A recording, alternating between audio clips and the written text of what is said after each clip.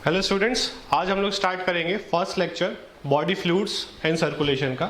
Last lecture में आप लोगों ने जो है एंडोक्राइन कंप्लीट कर लिया, उसके आप नोट्स अच्छे से प्रिपेयर कर लो, उसके डीपीपी सॉल्व कर लो, उसके एमसीक्यूज जहां से भी आपको मिलते हैं मॉड्यूल में से या कहीं से भी आपको जो एक्स्ट्रा एमसीक्यूज मिलते हैं रेफरेंस बुक में से वो आप सॉल्व करो और जो भी डाउट्स है वो आप लाइव क्लास पे पूछो। ठीक है, तो आज हम लोग स्टार्ट करेंगे एक नया चैप्टर जिसमें हम लोग हार्ट के बारे में पढ़ने वाले हैं, सर्कुलेटरी सिस्टम के बारे में पढ़ने वाले हैं और हार्ट से रिलेटेड जो भी डिसऑर्डर्स हैं उनके बारे में पढ़ने वाले हैं। ठीक है, तो स्टार्ट करते हैं हम लोग एकदम बेसिक से कि सर्कुलेशन क्या होता है। ठीक है, तो सर्कुलेशन की बात करें हम, what is circulation? It is the transport of nutrients, oxygen, CO2 and excretory product to the concern tissue और ऑर्गन्स। ठीक है, तो सर्कुलेटरी सिस्टम क्या करता है? ट्रांसपोर्ट करता है चीजों का। ठीक है, अब वो काम की चीज है या वेस्ट है उसके अकॉर्डिंग वो एक पर्टिकुलर टिश्यू को उसको ट्रांसफर करेगा। जैसे कि मान लीजिए कि यूरिया है, अमोनिया है, तो ब्लड उसे किडनी में लेकर जाएगा, और अगर ऑक्सीजन है तो ब्लड उसे लंग से, हार्ट से, डिफरेंट टिश्यूज में लेकर जाएगा। ठीक है, तो ब्लड का काम है, सर्कुलेटरी सिस्टम का काम है उसको ट्रांसपोर्ट करना। ठीक है, तो जो सिंपल ऑर्गेनिजम्स हैं वो क्या करते हैं? वाटर को यूज करते हैं अपने सर्कुलेशन के लिए, क्योंकि उनके पास कोई ब्लड या कोई भी ऐसा लिम्फेटिक सिस्टम या सर्कुलेटरी सिस्टम नहीं होता है। ठीक है, बट जो कॉम्प्लेक्स ऑर्गेनिज्म है जिसमें मान हम भी आते हैं वो ब्लड को और लिम्फ को यूज करते हैं सर्कुलेशन के लिए। ठीक है, तो ये सारे पॉइंट्स आपको नोट करते हुए जाना है। ठीक है, बहुत सिंपल पॉइंट्स है, इसमें कुछ भी एक्स्ट्रा नहीं है, कुछ भी हाई लेवल नहीं है, बहुत बेसिक है। आगे चलते हम लोग। अब है टाइप्स ऑफ सर्कुलेटरी सिस्टम। ठीक है, टाइप्स ऑफ सर्कुलेटरी सिस्टम जो है हमारे पास दो टाइप के हैं, ओपन टाइप और क्लोज टाइप। ठीक है, ओपन टाइप में क्या है कि जो ब्लड फ्लो होगा वो टिश्यूज की कैविटीज में जो है वो फिल होगा, मतलब जो टिश्यू है, सेल्स हैं, वो ब्लड में डूबे हुए रहेंगे इन ऑर्गेनिजम्स के अंदर। ठीक है, हमारे अंदर क्या है कि ब्लड जो है वो डायरेक्टली टिश्यूज में, सेल में एंटर नहीं करता, वो वेसल के अंदर ही रहता है, आर्टरी, वीन्स, कैपिलरीज के अंदर ही रहता है, और टिश्यूज और उनके बीच में एक एक्सचेंज चलता है। ठीक है, कि जो भी ब्लड में काम की चीजें जैसे ग्लूकोज है, ऑक्सीजन है, वो ब्लड वेसल्स की वॉल से और सेल्स की वॉल से सेल के अंदर चला जाता है, और मान लीजिए कोई वेस्ट है जो सेल से ब्लड वेसल में आ जाता है, बट ब्लड डायरेक्टली सेल के अंदर एंटर नहीं करता और सेल के कंटेंट डायरेक्टली ब्लड वेसल में एंटर नहीं करते। ठीक है, तो दोनों के बीच में एक डिफ्यूजन प्रोसेस या फिर एक्टिव ट्रांसपोर्ट के थ्रू ये काम चलता है। बट ओपन टाइप में क्या है, ब्लड डायरेक्टली कैविटीज में फिल होगा। जो यहाँ पे लिखा है एक बार आपको देखना है, the blood pumped by the heart passes through large vessels into open spaces और कैविटीज कॉल्ड साइनसेस। ठीक है, तो साइनसेस में, कैविटीज में ब्लड फिल्ड रहता है। ये हमको आर्थ्रोपोड्स और मोलस्क, यहाँ पे हमको ये सबसे इंपॉर्टेंट है कि किस में हमको ओपन टाइप मिलता है, इतना याद रखना है। बाकी कोई डिटेल्ड क्वेश्चन इस टॉपिक में से नहीं आता है, तो एग्जाम्पल याद रखना है, ओपन टाइप क्या होता है ये पता होना चाहिए। ठीक है, और उसके एग्जाम्पल।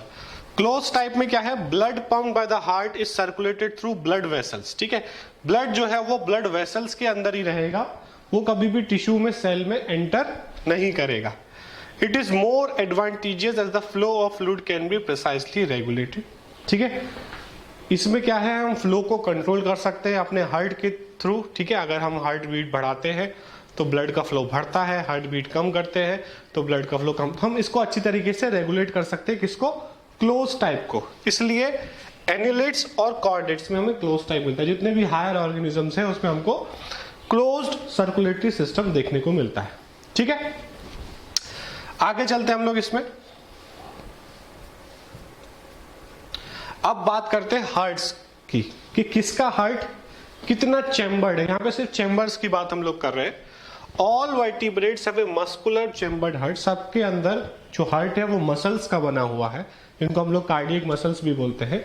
अब यहां पर अगर आप देखोगे, फिश जो है उसमें हमको 2 चैम्बर्ड हार्ट देखने को मिल रहा है। ठीक है, एक एट्रियम देखने को मिलेगा और एक वेंट्रिकल देखने को मिलेगा। ठीक है, एक एट्रियम देखने को मिलेगा और एक वेंट्रिकल, किसमें? फिशेस में। तो ये हमको याद रखना है कि फिशेस में हमें 2 चैम्बर्ड हार्ट देखने को मिलेगा। दूसरी की बात करें, एम्फीबियंस के अंदर हमको 3 चैम्बर्ड हार्ट देखने को मिलेगा, 2 एट्रियम देखने को मिलेंगे और एक वेंट्रिकल देखने को मिलेगा। ठीक है, तो जैसे कि ये एक एट्रियम हो गया लेफ्ट ऑरिकल और ये राइट ऑरिकल, और वेंट्रिकल जो है वो एक ही है सिर्फ। ठीक है, तो ये हमको याद रखना है, एम्फीबियंस में हमें 3 चेम्बर हार्ट देखने को मिलेगा। उसके बाद हम बात करें रेप्टाइल्स का, तो रेप्टाइल्स में हमको 3 चेम्बर हार्ट देखने को मिलेगा एक्सेप्ट क्रोकोडाइल। क्रोकोडाइल जो है वो हमारे 4 चेम्बर हार्ट में चला जाता है, तो ये एक्सेप्शन है रेप्टाइल्स में कि सारे रेप्टाइल्स में 3 चेम्बर हार्ट है एक्सेप्ट क्रोकोडाइल। यहाँ पे इनकम्प्लीट पार्टीशन फॉर वेंट्रिकल देखने को हमें मिलेगा, ये पॉइंट भी इंपॉर्टेंट नोट करना है हमको। उसके बाद क्रोकोडाइल्स जो इसका एक्सेप्शन है, बर्ड्स और मैमल, उन सब में हमारे अंदर 4 चेम्बर हार्ट हमको देखने को मिलेगा। ठीक है, तो ये हमको याद रखना है कि मैमल्स में, बर्ड्स में और क्रोकोडाइल्स में हमें 4 चेम्बर्ड हार्ट देखने को मिलेगा। ठीक है, आगे चलते हैं, ये आप अच्छे से नोट कर लो इसको। उसके बाद हम लोग आगे चलते हैं इसमें।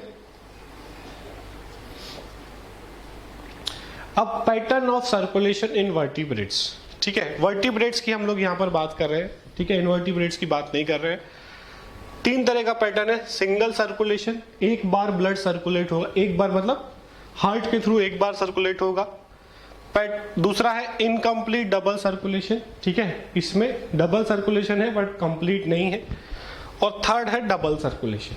ठीक है, 3 तरीके से अलग अलग ऑर्गेनिज्म में ब्लड सर्कुलेट होता है। एक एक करके हम इन तीनों को जानते हैं कि इनमें क्या डिफरेंसेस है। ठीक है, तो फर्स्ट आ गया हमारा सिंगल सर्कुलेशन। सबसे पहले किसमें होता है ये क्वेश्चन आएगा। तो single circulation is seen in fishes, ये हमको याद रखना है। Heart receives impure blood only. ठीक है, हार्ट जो है उसके पास हमको सिर्फ इम्प्योर ब्लड आता हुआ दिखेगा। ठीक है, कैसे, पाथ क्या होगा, डीऑक्सीजनेटेड ब्लड जो है वो हार्ट में जाएगा। ठीक है, हार्ट से वो गिल्स में जाएगा, फिश की बात कर रहे हैं हम लोग, गिल्स में जाएगा। गिल्स में एक्सचेंज ऑफ गैसेस होगा, CO2 बाहर चला जाएगा, ऑक्सीजन आ जाएगा, तो ब्लड हो जाएगा ऑक्सीजनेटेड, और गिल्स ही उसे डायरेक्टली बॉडी पार्ट्स में भेज देगा, वो हार्ट में नहीं आएगा वापस। ठीक है, इसलिए हम इसको बोल रहे हैं सिंगल सर्कुलेशन। ठीक है, बॉडी पार्ट्स में जाएगा, बॉडी पार्ट्स में जाके फिर से CO2 बनने लगेगा, फिर डीऑक्सीजनेटेड होगा, फिर वही वाली कहानी स्टार्ट हो जाएगी। ठीक है, तो ये सर्कुलेशन सिंगल सर्कुलेशन कहलाएगा। क्यों सिंगल बोल रहे हैं, क्योंकि इसमें ब्लड जो है वो एक ही बार हार्ट में जा रहा है एट ए टाइम, ऐसा नहीं बार बार तो जाएगा, एट ए टाइम एक ही बार जा रहा है। क्योंकि जब हम डबल सर्कुलेशन देखेंगे उसमें हार्ट जो है वो 2 टाइम्स जो है एक बार में 2 टाइम्स हार्ट में से पास होगा। ठीक है, कैसे आगे देखेंगे हम लोग कैसे होता है वो, ये हमको याद रखना है। सिंगल सर्कुलेशन फिश में होता है और हार्ट में एक ही बार ब्लड जा रहा है। ठीक है, क्योंकि गिल्स डायरेक्टली उसे बॉडी पार्ट्स में भेज दे रहा है ऑक्सीजनेटेड ब्लड को। ठीक है, यह है इनकम्प्लीट डबल सर्कुलेशन। ठीक है, ये किस में देखने को मिलेगा, एग्जांपल याद रखना है हमको, एम्फीबियंस और रेप्टाइल्स में देखने को मिलेगा। Left atrium receives oxygenated blood from gills, lungs और स्किन। ठीक है, तो जो ऑक्सीजनेटेड ब्लड है वो लेफ्ट एट्रियम में आता है। Right atrium gets deoxygenated blood from other body parts. ठीक है, ये याद रखना है हमको कि लेफ्ट एट्रियम में जो है ऑक्सीजनेटेड ब्लड आया और राइट एट्रियम में डीऑक्सीजनेटेड ब्लड आया। ठीक है, however they get mixed up in the single ventricle. ठीक है, इसमें क्या होगा कि एट्रियम तो अलग अलग है, वेंट्रिकल एक ही है, तो इधर से ऑक्सीजनेटेड आया, इधर से डीऑक्सीजनेटेड आया। जब वो एट्रियम से नीचे गए तो दोनों मिक्स हो गए। ठीक है, तो वेंट्रिकल क्या करता है, मिक्स्ड ब्लड पंप करता है, जिससे इसका एफिशिएंसी कम हो जाता है। ठीक है, तो ये हमको याद रखना है कि एम्फीबियंस और रेप्टाइल्स में इनकम्प्लीट डबल सर्कुलेशन है। जब ये और हम ऑर्गेनिज्म इवॉल्व हुए तो फाइनली हमारे पास क्या आया, double circulation, complete double circulation हमारे पास आया, जो कि हमको बर्ड्स में और मैमल्स में देखने को मिलता है। हमारे अंदर भी डबल सर्कुलेशन होता है। इसमें क्या होता है, राइट एट्रियम में डीऑक्सीजनेटेड ब्लड आता है। ठीक है, और वो वहां से चला जाता है राइट वेंट्रिकल के अंदर। लेफ्ट एट्रियम में ऑक्सीजनेटेड ब्लड आता है, वो लेफ्ट वेंट्रिकल में चला जाता है, और वेंट्रिकल्स उसे सेपरेटली जो है पंप करते हैं विदाउट मिक्सिंग, ठीक है। जैसे कि डीऑक्सीनेटेड ब्लड राइट एट्रियम से राइट वेंट्रिकल में गया तो राइट वेंट्रिकल से वो कहां चला जाएगा, हाँ इसको हम लोग इसी डायग्राम से समझ लेते हैं। देखो ये बहुत अच्छा डायग्राम है यहाँ पर, देखो अब ये लंग्स है, ये हमारा हार्ट है यहाँ पर, ठीक है। ये हमारा हार्ट है, इसमें 4 चैम्बर है, right atrium, right ventricle, left atrium, left ventricle, ठीक है। अब मान लो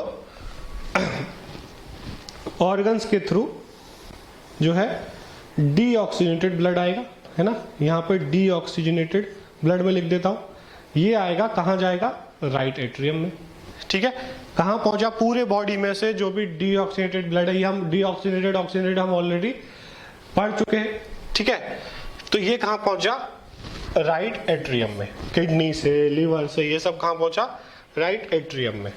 वहां से ये जाएगा राइट वेंट्रिकल में, ठीक है। डीऑक्सीजनेटेड ब्लड पहले राइट एट्रियम में पहुंचा हार्ट के, फिर राइट वेंट्रिकल में गया नीचे, और वहां से ये कहां जा रहा है, आप देख रहे हो लंग्स के पास, ठीक है। अब लंग्स में क्या होगा, जो भी इसमें CO2 था वो बाहर और नया O2 अंदर एल्विलाई में, ये हम ऑलरेडी पढ़ चुके हैं। अब ये ब्लड कैसा हो गया, ये हो गया ऑक्सीजनेटेड ब्लड, जो लंग्स से कहां आएगा, लेफ्ट एट्रियम में, ठीक है। लंग्स से कहां आया, लेफ्ट एट्रियम के अंदर, लेफ्ट एट्रियम से कहां जाएगा, ये नीचे लेफ्ट वेंट्रिकल के अंदर, और वहां से ये ऑक्सीजन, ये भी ऑक्सीजनेटेड है क्योंकि यहां से ऑक्सीजनेटेड आया था, यहां पे कोई बीच में कोई भी मिक्सिंग नहीं हो रही है, तो ऑक्सीजनेटेड ब्लड अब कहां चला जाएगा, ऑक्सीजनेटेड ब्लड पूरे बॉडी में, ठीक है, ऑर्गन्स में, ठीक है। तो ये देखो यहां से जो ब्लड आया था, यहां से जो ब्लड आया था पहले यहां पर आया, फर्स्ट टाइम मान लो जो इसमें ब्लड आ रहा है उसमें आरबीसी में मैंने कोई टैग लगा दिया है, ठीक है। जो ये ब्लड जो आ रहा है उसमें मैंने आरबीसी में एक टैग लगा दिया है, आरबीसी को मैंने टैग कर दिया, उससे मैं देख रहा हूं कहां कहां जा रही है वो, ठीक है। तो वो आरबीसी पहले यहां आई, फिर यहां आई, फिर वो आरबीसी यहां गई, फिर वो आरबीसी वापस यहां आएगी, मतलब सेकेंड टाइम वो आरबीसी हार्ट में आएगी, फिर वो यहां जाएगी, फिर वो वापस ऑर्गन में जाएगी। तो ऑर्गन से ऑर्गन तक, ऑर्गन से ऑर्गन तक आरबीसी हार्ट में कितनी बार जाएगी, 2 बार, ठीक है।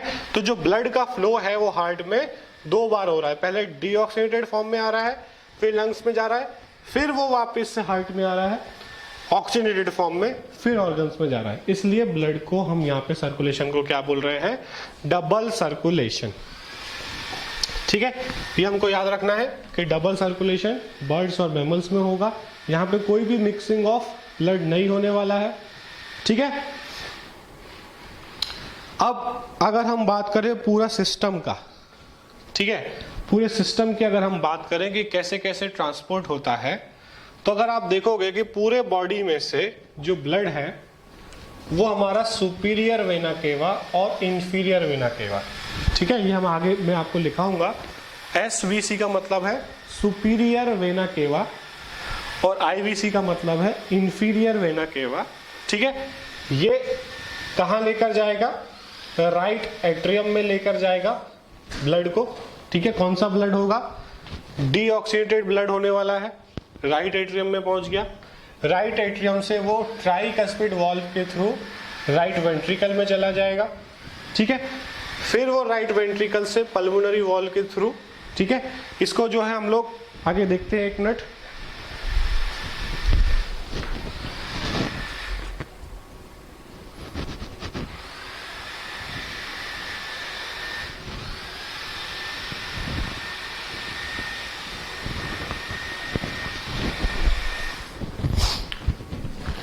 हाँ, तो कहां जाएगा, पल्मोनरी वॉल के अंदर जाएगा यहाँ पर, ठीक है। और कहां पहुंच जाएगा, देखो राइट एट्रियम में आया था, राइट वेंट्रिकल में गया, पल्मोनरी वॉल के थ्रू पल्मोनरी आर्टरी में जाएगा। पल्मोनरी आर्टरी हमको पता है कि वो कहां लेकर जाती है, लंग्स में लेकर जाती है, लंग्स में आर्टरी से लंग्स में पहुंचा, कैपिलरीज ऑफ लंग्स में, वहां से पल्मोनरी वेन में गया, फिर लेफ्ट एट्रियम में आएगा, लेफ्ट एट्रियम से लेफ्ट वेंट्रिकल में जाएगा बाय बाइकस्पिड वॉल्व। तो लेफ्ट एट्रियम और लेफ्ट वेंट्रिकल के बीच में जो वॉल्व है वो बाइकस्पिड है। राइट एट्रियम और राइट वेंट्रिकल के बीच में जो वॉल्व है वो उसको हम ट्राइकस्पिड वॉल्व बोलते हैं। लेफ्ट वेंट्रिकल से आयोटिक वॉल्व में, आयोटा में, और आयोटा से पूरे बॉडी में जाएगा, कैपिलरीज ऑफ ऑर्गन्स में जाएगा, फिर वो धीरे धीरे डीऑक्सीजनेटेड होने लगेगा, वीन्स में जाएगा, और फिर से वही सिस्टम स्टार्ट हो जाएगा। ठीक है, तो ये हो गया हमारे पूरे बॉडी का सर्कुलेशन। ठीक है, कि कैसे ब्लड फ्लो होता है, हार्ट में भी किस तरीके से फ्लो होता है, ये हमको नोट डाउन कर लेना है। ये स्लाइड्स में भी आपके साथ शेयर कर दूंगा ये स्लाइड्स, तो वहां से आप इजीली लिख सकते हो इसको। ठीक है, इसको हम लोग फिर से एक बार जब हार्ट पढ़ेंगे फिर से एक बार इसको हम लोग गो थ्रू करेंगे, तो कोई टेंशन की बात नहीं है अगर एक बार में समझ में नहीं आ रहा है तो। उसके बाद आता है हमारा ह्यूमन सर्कुलेटरी सिस्टम। तो ये बेसिक हम लोगों ने इंट्रोडक्शन पढ़ लिया। ठीक है, कि सर्कुलेशन क्या होता है, सर्कुलेशन कितने टाइप के होते हैं, हमारे अंदर सर्कुलेशन हार्ट में किस तरीके से होता है। अब हम लोग ह्यूमन सर्कुलेटरी सिस्टम की बात करते हैं यहां पर। तो ह्यूमन सर्कुलेटरी सिस्टम में हमको पता है कि ब्लड वेस्कुलर सिस्टम है और लिम्फेटिक सिस्टम है। ये हम लोग ऑलरेडी एक बार स्ट्रक्चरल ऑर्गेनाइजेशन में एक बार जब हम लोगों ने ब्लड पढ़ा था एज ए कनेक्टिव टिश्यू, तब हम इसको ऑलरेडी डिस्कस कर चुके हैं। तो जो चीजें आपको आती हैं उनको आप फटाफट एक बार फिर से रिवाइज कर लो और आगे बढ़ो। ठीक है, तो ब्लड में क्या होता है, प्लाज्मा प्रेजेंट होता है और फॉर्म्ड एलिमेंट्स होते हैं। फॉर्म्ड एलिमेंट्स में क्या है, आरबीसी, डब्ल्यूबीसी और प्लेटलेट्स। ठीक है, ब्लड वेसल 3 तरह की है, आर्टरीज, वीन्स और कैपिलरीज, जिसमें ब्लड फ्लो होगा। ठीक है, उसके बाद डब्ल्यूबीसी की बात करूं तो ग्रेनुलोसाइट्स और ए ग्रेनुलोसाइट्स, ये हम ऑलरेडी डिस्कस कर चुके थे। ठीक है, ग्रेनुलोसाइट्स में न्यूट्रोफिल्स, इस्नोफिल्स और बेसोफिल, ये तीनों डब्ल्यूबीसी की टाइप्स है। और लिम्फोसाइट्स और मोनोसाइट्स, लिम्फोसाइट्स में बी लिम्फोसाइट्स और टी लिम्फोसाइट्स। ठीक है, तो ये पांचों 1 2 3 4 और ये पांचों जो है डब्ल्यूबीसी के टाइप्स हैं। मोनोसाइट्स आगे जाके मैक्रोफेजेस बनाते हैं। ठीक है, लिम्फेटिक सिस्टम में लिम्फ आता है, लिम्फ वेसल्स आता है, लिम्फ नोड्स आते हैं। ठीक है, तो अगर ये आप स्ट्रक्चरल ऑर्गेनाइजेशन में ऑलरेडी लिख चुके हैं अपने नोटबुक में तो दोबारा लिखने की जरूरत नहीं है, बट इस चैप्टर में ये आएगा, इस चैप्टर के क्वेश्चंस में टेस्ट में ये आएगा। तो ऐसा नहीं है कि आप भूल गए और आपने स्ट्रक्चरल वाला रिवाइज नहीं किया। तो मैं तो बोलूंगा कि आप एक बार फिर से लिख लो, और अगर नहीं लिखना है तो स्ट्रक्चरल वाली नोटबुक में से आप उसको रिवाइज कर लो। ठीक है, अब ब्लड का कंपोजिशन अगर हम देखें तो प्लाज्मा 55% है। ठीक है, और फॉर्म्ड एलिमेंट जो है वो 45% है, जिसमें सारे सेल्स आते हैं। तो फॉर्म्ड एलिमेंट्स जो है वो सेल्स जो है, और जो बाकी का जो वाटरी पार्ट है वो प्लाज्मा है। ठीक है, ये स्लाइटली अल्कलाइन होता है, पीएच इसका 7.4 होता है। ठीक है, उसके बाद आगे चलते हैं। अब प्लाज्मा का कॉन्स्टिट्यूएंट्स क्या है और उसके फंक्शंस क्या है। प्लाज्मा में 90 to 92% जो है वो सॉल्वेंट है। ठीक है, सॉल्वेंट का काम कर रहा है। 6 to 8% प्रोटीन से, 3 तरह के प्रोटीन से, फाइब्रिनोजन जो ब्लड कोगुलेशन जो हम लोग आगे पढ़ने वाले हैं उसमें हेल्प करता है। ग्लोबुलिन्स जो कि एंटीबॉडीज होती है उनको हम ग्लोबुलिन्स बोलते हैं। 5 तरह की एंटीबॉडीज हमारे अंदर होती है, वो हमको प्रोटेक्शन देते हैं। उसके बाद एल्बुमिन्स जो है वो osmotic balance, pH balance, osmotic balance maintain करते हैं। उसके बाद प्लाज्मा में हमको glucose, amino acids, lipid, cholesterol देखने को मिलेंगे जो एनर्जी प्रोडक्शन और ग्रोथ के लिए होता है। हार्मोन्स भी हमको प्लाज्मा के अंदर देखने को मिलेंगे। ये सारे inorganic elements, gases, oxygen, CO2, nitrogen, ये सारे हमको प्लाज्मा में देखने को मिलेंगे। ठीक है, उसके बाद फॉर्म्ड एलिमेंट्स पे रेड ब्लड सेल्स, हम इनको रेड ब्लड सेल्स की जगह रेड ब्लड कॉर्पोसल्स बोलते हैं, ज्यादा साइंटिफिकली करेक्ट हो जाता है। सेल्स जो है वो छोटी क्लासेस में हम रेड ब्लड सेल्स बोलते हैं, बट अगर हम हायर क्लासेस में जाएंगे तो रेड ब्लड कॉर्पोसल्स बोलते हैं, क्योंकि इनके अंदर न्यूक्लियस नहीं होता, इसलिए वो सेल कहने लायक नहीं है। और इनको कॉमनली इरेथ्रोसाइट्स भी बोला जाता है। व्हाइट ब्लड सेल्स हम बोल सकते हैं क्योंकि इनके अंदर न्यूक्लियस होता है, इनको हम ल्यूकोसाइट्स भी बोलते हैं। और प्लेटलेट्स जो है वो उनको हम थ्रोम्बोसाइट्स बोलते हैं, जो कि ब्लड क्लॉटिंग में मेनली फंक्शन करते हैं। ठीक है, उसके बाद जो हमको ब्लड कैंसर होता है मेनली वो WBC के नंबर बढ़ने से WBC में कैंसर होता है, ठीक है। इन दोनों में बहुत रेयर होता है। तो जो हम लोग ब्लड कैंसर कहते हैं वो मेनली व्हाइट ब्लड सेल्स के नंबर के बढ़ने की वजह से होता है। अब RBC की बात अगर हम करें, रेड कलर का होता है क्योंकि हीमोग्लोबिन उसमें प्रेजेंट होता है। नॉर्मल हीमोग्लोबिन लेवल जो है वो 12 to 16 gram of haemoglobin is present in 100 ml of blood. 120 days इसका लाइफ स्पेन है। काउंट जो है 5 to 5.5 मिलियंस पर मिलीमीटर क्यूब। कहाँ बनते हैं आरबीसी हमने ऑलरेडी डिस्कस कर चुके हम लोग। रेड बोन मैरो में देखने को मिलेगा, वहां पे उनका फॉर्मेशन है, ये उसकी फैक्ट्री है। स्ट्रक्चर बाइकॉन्केव होता है। ये जो स्ट्रक्चर आप देख रहे हो this is biconcave structure. No nucleus, no mitochondria, no Golgi complex. Function क्या है आरबीसी का? CO2 और O2 का ट्रांसपोर्ट करना, ठीक है। उसके बाद WBC की बात करें तो कलरलेस होते हैं, व्हाइट बोल सकते हैं उनको। लाइफ स्पेन 1 to 15 डेज होता है। काउंट 6000 to 8000 पर मिलीमीटर क्यूब। फॉर्म कहां पर होते हैं WBC? बोन मैरो में, लिम्फ ग्लैंड्स में और स्प्लीन में, ठीक है।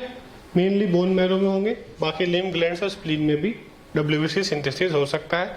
ये न्यूक्लिएटेड होते हैं और डिफरेंट टाइप्स ऑफ न्यूक्लियस, अलग अलग टाइप की WBC में हमको देखने को मिलेगा। और मेनली ये इम्यून सिस्टम का पार्ट है, हमारी बॉडी को इम्यूनिटी प्रोवाइड करता है, ठीक है।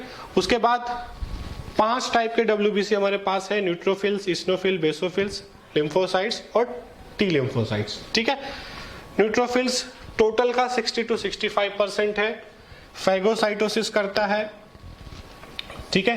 दूसरे सेल्स को खा जाना, बैक्टीरिया वायरस जो बॉडी में आए उसे जो है एनगल्फ कर लेता है और डिस्ट्रॉय कर देता है। सोल्जर ऑफ द बॉडी हम इसे बोलते हैं। इस्नोफिल्स 2 to 3% होते हैं, इन्फेक्शंस में और एलर्जिक रिएक्शंस में ये काम करते हैं। बेसोफिल्स बहुत कम, 0.5 to 1%। ये हिस्टामिन, सीरोटोनिन, हिपेरिन सिक्रेट करते हैं जो इन्फ्लामेटरी रिएक्शंस में काम आते हैं, ठीक है। उसके बाद मोनोसाइट्स लार्जेस्ट WBC है, 6 to 8%, ठीक है। ये फैगोसाइटोसिस करते हैं। यही मोनोसाइट जो है आगे चल के मैक्रोफेज भी बनते हैं, ठीक है। मैक्रोफेज जो बनते हैं, एक तरह से हम बोल सकते हैं कि मोनोसाइट बड़ा होके मैक्रोफेज बनता है मैच्योर होने के बाद। उसके बाद लिम्फोसाइट्स में 2 हैं, बी लिम्फोसाइट्स और टी लिम्फोसाइट्स।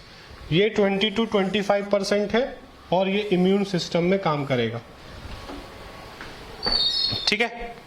तो सिक्रीट एंटीबॉडीज, ठीक है, हम ऑलरेडी पढ़ चुके हैं कि बी लिम्फोसाइट्स एंटीबॉडीज बनाते हैं और टी लिम्फोसाइट्स उसको गाइड करते हैं, उसे सिग्नल देते हैं, स्टिमुलेट करते हैं एंटीबॉडीज बनाने के लिए, ठीक है।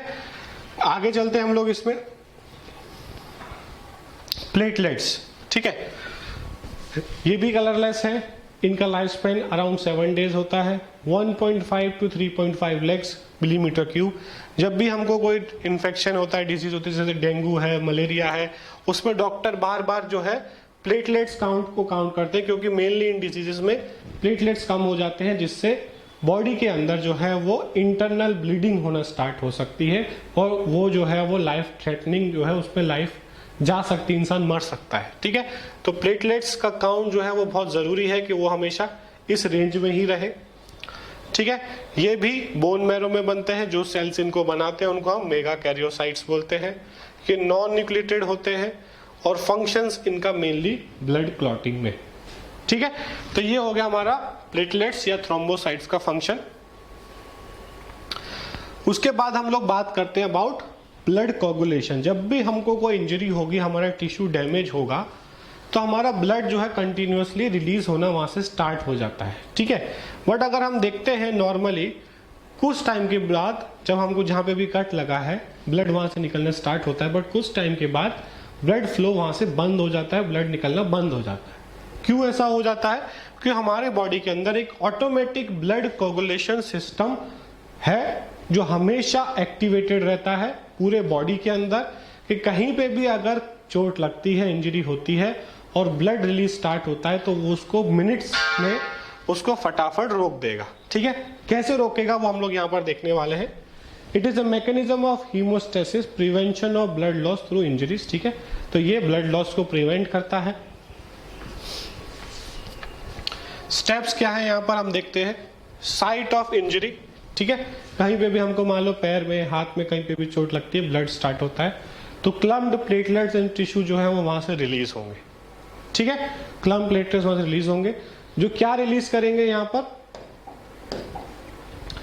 जहां पे भी चोट लगी है वहां पे जो प्लेटलेट्स हैं वो क्या रिलीज करेंगे, थ्रोम्बोप्लास्टिन, ठीक है, ये हमको याद रखना है, प्लेटलेट्स क्या रिलीज करेंगे, थ्रोम्बोप्लास्टिन। वो क्या बनाएगा, वो एक एंजाइम बनाएगा जिसका नाम है थ्रोम्बोकाइनेस, ठीक है, जो कि नॉर्मली ब्लड में प्रोथ्रोम्बोकाइनेस की फॉर्म में रहती है, जब चोट नहीं लगी होती है तो वो इस फॉर्म में रहता है।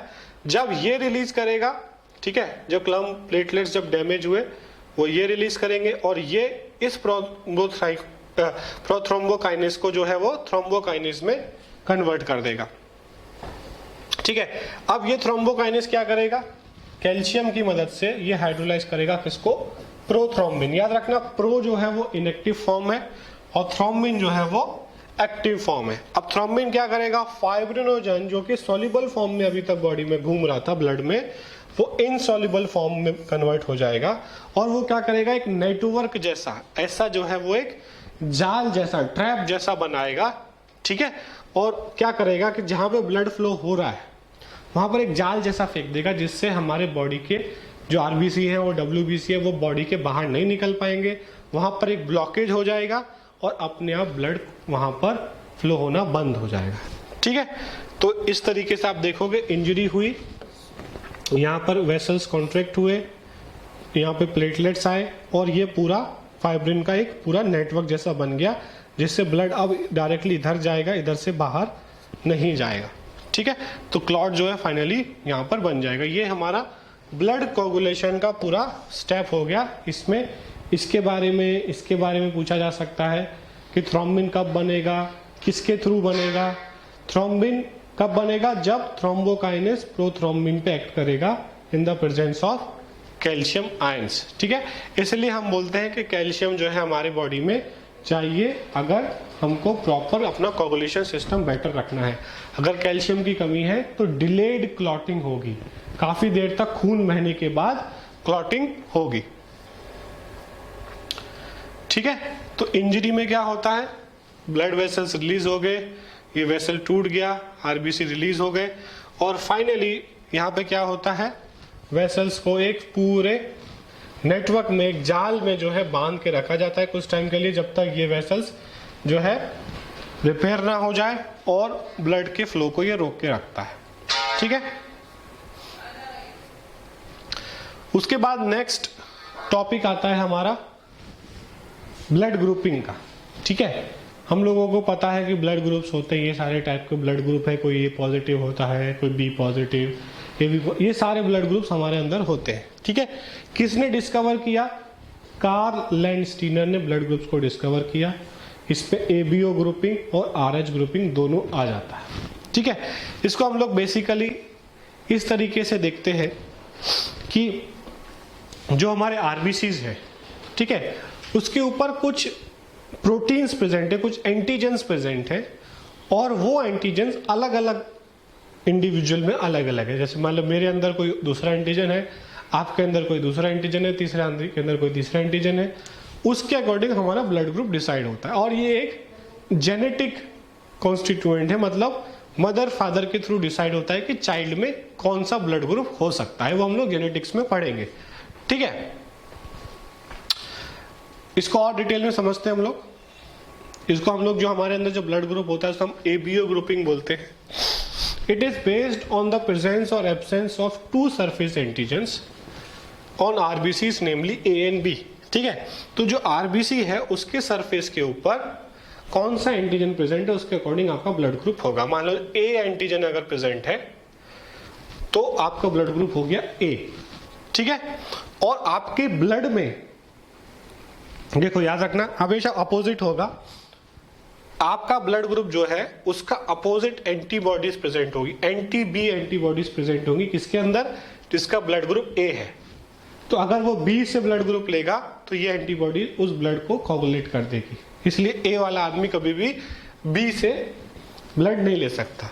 अब जिसका ब्लड ग्रुप बी है उसमें एंटीजन बी देखने को मिलेगा और उसके अंदर एंटी ए एंटीबॉडीज देखने को मिलेगी, किसी किसी लोगों में दोनों एंटीजन्स भी हमको देखने को मिल सकते हैं, तो उनका ब्लड ग्रुप क्या हो जाएगा, ए बी। ठीक है, तो इसका ब्लड ग्रुप क्या हो गया, ए। अभी हम प्लस माइनस की बात नहीं कर रहे हैं। इसका ब्लड ग्रुप क्या हो गया, बी, क्योंकि इसके पास बी एंटीजन है, इसके पास ए एंटीजन है, इसके पास दोनों एंटीजन है, इसके इसका ब्लड ग्रुप क्या हो गया, ए बी। और जिसके आरबीसी के ऊपर कोई भी एंटीजन नहीं है उसका ब्लड ग्रुप हो गया ओ। ठीक है, तो ए हो गया, बी हो गया, ए बी हो गया, ओ हो गया। ठीक है, तो जिसके पास ए और बी एंटीजन है तो उसके पास कोई भी एंटीबॉडी प्रेजेंट नहीं होगी, मतलब ब्लड ग्रुप वाली एंटीबॉडी। बाकी नॉर्मल एंटीबॉडीज तो होंगी, ब्लड ग्रुप वाली एंटीबॉडीज नहीं होंगी। इसलिए हम ए बी को यूनिवर्सल एक्सेप्टर मानते हैं, क्योंकि उसके अंदर कोई एंटीबॉडी नहीं है, तो किसी का भी खून चढ़ा दो कोई उसको डिस्ट्रॉय करने वाला नहीं। और ये है ओ, जो कि इसको हम बोलते हैं यूनिवर्सल डोनर, क्योंकि उसके ऊपर कोई एंटीजन ही नहीं है, तो किसी के पास कोई भी एंटीबॉडी हो, जब एंटीजन ही नहीं है तो पकड़ेंगे किसको, तो ये ब्लड किसी के अंदर भी जा सकता है। ठीक है, ये हमने बात करी सिर्फ एंटीजन, ब्लड ग्रुप एंटीजन की बात करें। अभी हम लोगों ने प्लस माइनस की बात नहीं की है। ठीक है, अब अगर आप देखोगे वही चीज को हम लोगों ने चार्ट में लिखा है कि जिसके अंदर ब्लड ग्रुप ए है, ठीक है, जिसके अंदर ब्लड ग्रुप ए है उसके अंदर एंटीजन ए मिलने वाला आरबीसी के ऊपर। ठीक है, एंटीबॉडीज कौन सी होगी, उसमें एंटी बी प्रेजेंट होगी। और किसको ये ब्लड डोनेट कर सकता है, जिसका ब्लड ग्रुप ए है, ए और ए बी को ये डोनेट कर सकता है, ये हमको याद रखना है। और किससे ब्लड ले सकता है, ए और ओ से ले सकता है। ठीक है, उसके बाद जिसका ब्लड ग्रुप बी है उसके ऊपर एंटीजन बी था इसलिए उसका ब्लड ग्रुप बी हुआ, उसमें एंटी ए एंटीबॉडीज देखने को मिलेगी हमें। और ये किसको डोनेट कर सकता है, बी और ए बी को। और किससे ले सकता है, बी और ओ से। ठीक है, उसके बाद ए बी, इसमें दोनों एंटीजन प्रेजेंट है उसके आरबीसी पे, एंटीबॉडीज यहाँ नहीं है। ये सिर्फ ए बी जो है वो सिर्फ ए बी को दे सकता है और रिसीव वो किसी से भी कर सकता है, इसलिए हम ए बी को यूनिवर्सल एक्सेप्टर मानते हैं। उसके बाद ओ है, उसके ऊपर कोई एंटीजन नहीं प्रेजेंट है इसलिए हम उसे ओ मान रहे हैं। इसमें एंटीबॉडीज दोनों हैं, ये किसी को भी डोनेट कर सकता है, मतलब ये यूनिवर्सल डोनर हुआ। और ले सिर्फ ओ से सकता है। ठीक है, तो ये टेबल सबको याद कर लेना है, ये बहुत इंपॉर्टेंट टेबल है, इसमें से बहुत बार क्वेश्चंस आएंगे। ठीक है, हाँ, अब होता क्या है कि मान लो किसी का ब्लड ग्रुप ए है। ठीक है, एक आदमी है उसका ब्लड ग्रुप ए है, तो उसके आरबीसी में कौन सा एंटीजन होगा, ए। और उसने ब्लड दे दिया किसको, बी को। ठीक है, अगर ए वाले आदमी ने ब्लड दे दिया बी को तो क्या होगा, इसके ऊपर, इसकी आरबीसी के ऊपर ए एंटीजन है और जो बी ब्लड ग्रुप वाला है उसकी बॉडी आरबीसी के ऊपर बी एंटीजन है। बट ये जो बी वाला है उसके ब्लड में एंटी ए एंटीबॉडीज है। ठीक है, हम लोगों ने पीछे वाले स्लाइड में देखा था कि जो बी है उसके ब्लड में एंटी ए एंटीबॉडीज है, तो जब इसका ब्लड इसकी बॉडी में पहुंचेगा तो ये एंटीबॉडीज ये एंटीजन पर अटैक कर देंगे और क्लम्पिंग होगी, एंटीबॉडीज रिएक्ट करेंगे। Mixing of blood with interactive antigen antibody causes clumping और उस इंसान के अंदर इंटरनल क्लॉटिंग हो जाएगी और डेथ भी हो सकता है। ठीक है, इसलिए हम लोग ब्लड चेक करने के बाद हम लोग रिलीज करते हैं। एक बार फिर से दिखा देता हूं, बी के अंदर एंटी ए है और ए के अंदर एंटी बी है। ठीक है, तो जो ब्लड हम चढ़ा रहे हैं, मान लो उसमें ए है, तो हमें श्योर करना है जिसके अंदर चढ़ा रहे हैं उसके अंदर एंटी ए एंटीबॉडीज ना हो। अगर मैं बी ब्लड ग्रुप किसी अंदर चढ़ा रहा हूं तो उसके अंदर एंटी बी एंटीबॉडीज नहीं हो सकती। अगर मैं बी इसमें चढ़ाऊंगा तो मर जाएगा वो पेशेंट।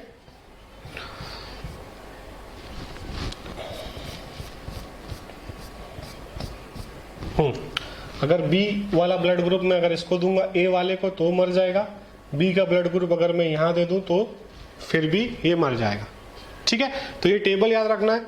अब मैं आपको बताता हूं अबाउट पॉजिटिव नेगेटिव। ठीक है, तो ये एंटीजन है, इसी के साथ साथ एक और एंटीजन प्रेजेंट होता है, इसको हम बोलते हैं RH, जो कि फर्स्ट टाइम एक मंकी में मिला था जिसका नाम था रेहेसस। ठीक है, रेहेसस मंकी में फर्स्ट टाइम मिला था, इसलिए इसको शॉर्ट में हम लोग RH बोलते हैं।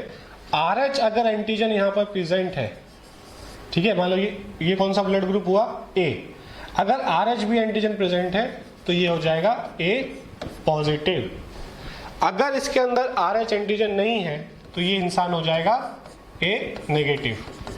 ठीक है, तो A, B और O तो इस एंटीजन से डिसाइड हो रहा है, ब्लड ग्रुप वाले एंटीजन से, और प्लस माइनस किससे डिसाइड हो रहा है, RH फैक्टर से। इसको हम बोलते हैं RH फैक्टर। RH कहां से आया, रेहेसस से RH आया।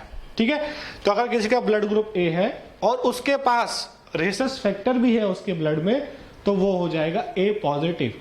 अगर किसी का ब्लड ग्रुप A है बट रेहेसस फैक्टर उसके आरबीसी पे नहीं है, तो वो हो जाएगा A नेगेटिव।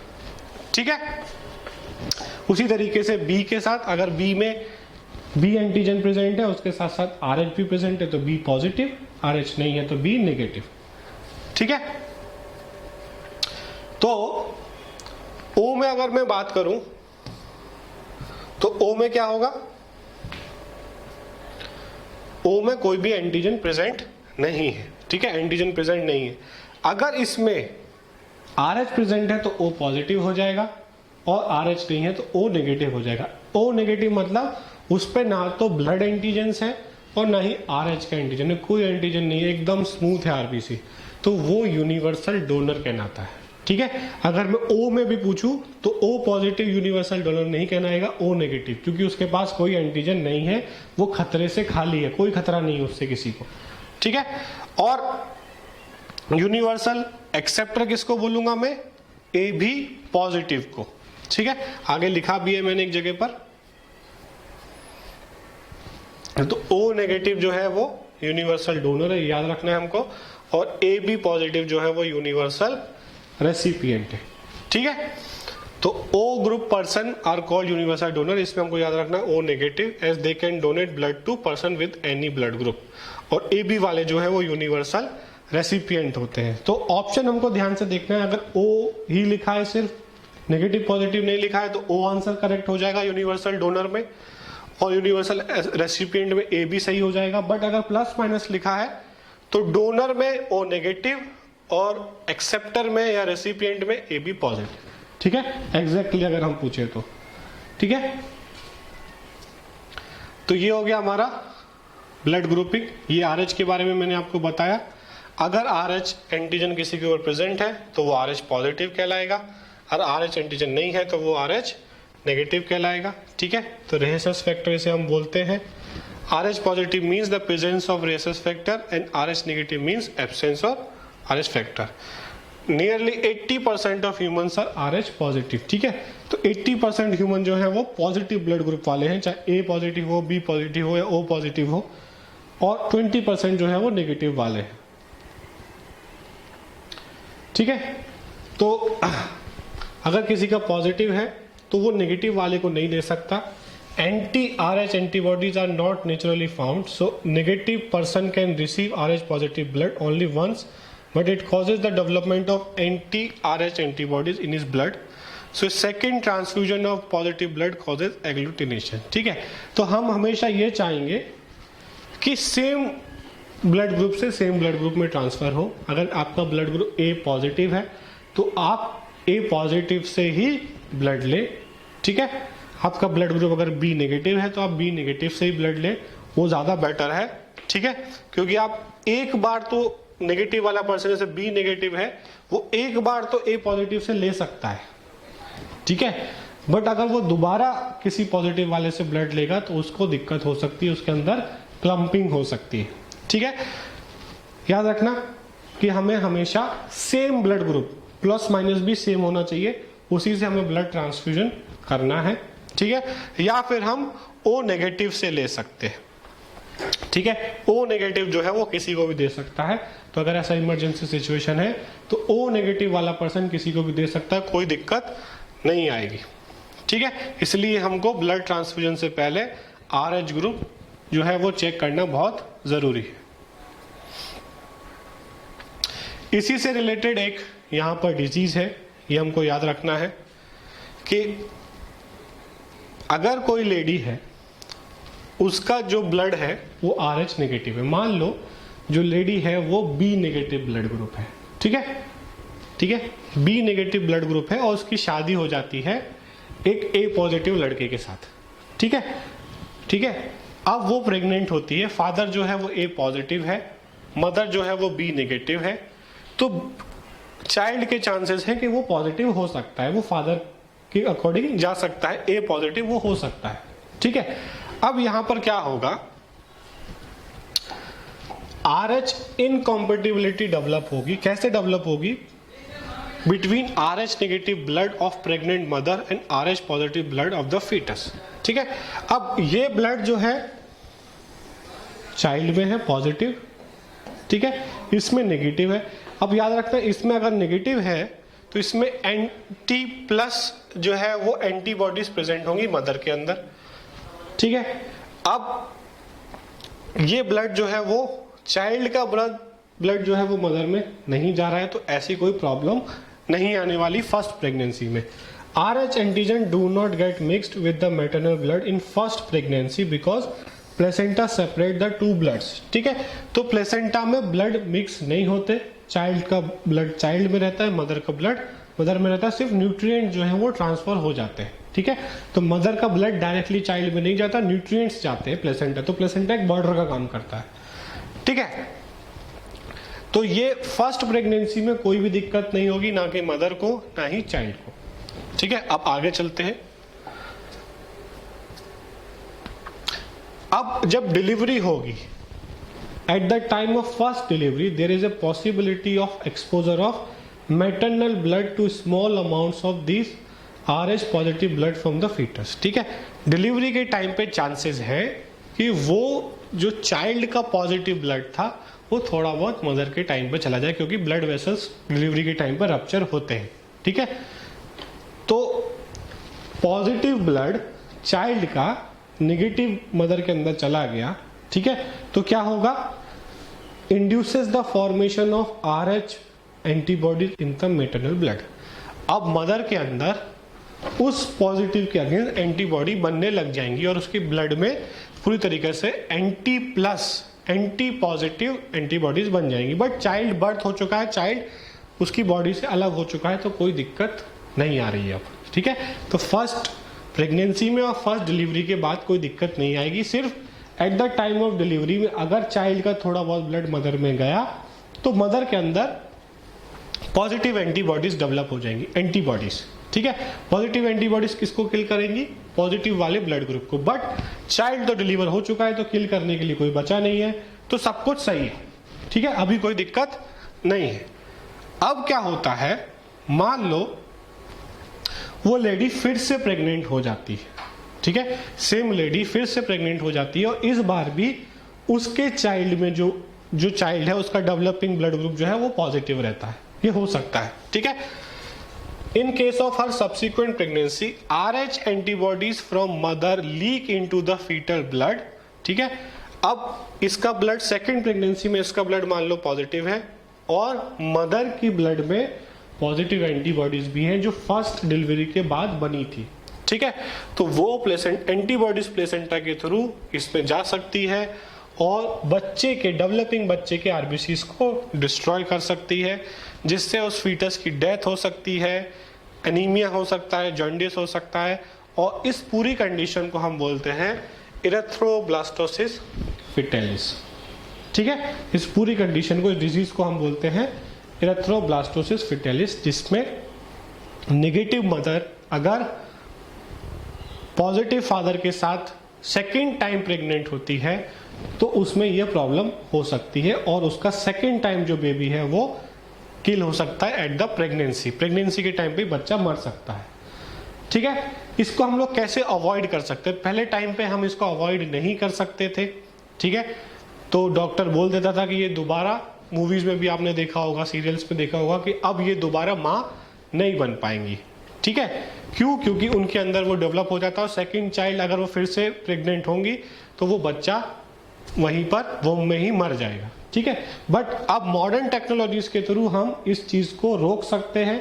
सेकेंड टाइम वो लेडी प्रेग्नेंट हो सकती है और हेल्दी चाइल्ड को डिलीवर कर सकती है। कैसे?